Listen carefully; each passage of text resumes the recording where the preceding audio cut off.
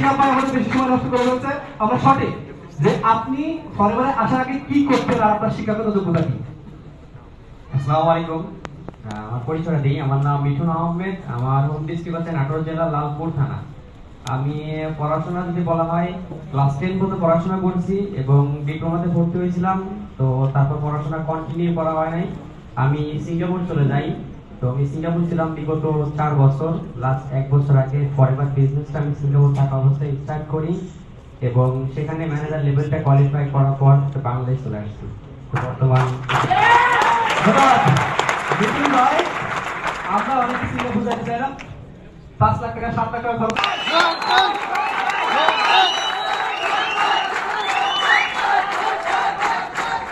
তার লাস্ট বৃহত্তম পেমেন্ট কত?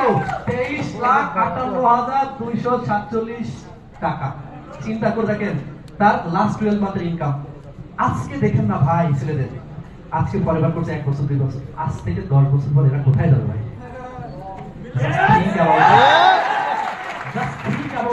আজ থেকে 10 বছর পর এইসব ছেলে বাংলাদেশের রাজ করবে। রাজ you also do, you also can do it. If he can do, you also can do it. If he can do, you also can do it. Just বিশ্বাস রাখেন আপনি অবশ্যই পারবেন। জাস্ট তার সংক্ষিপ্ত এডুকেশন ব্যাকগ্রাউন্ড, আগে কি করতে, এতটুকুই 1 মিনিটে।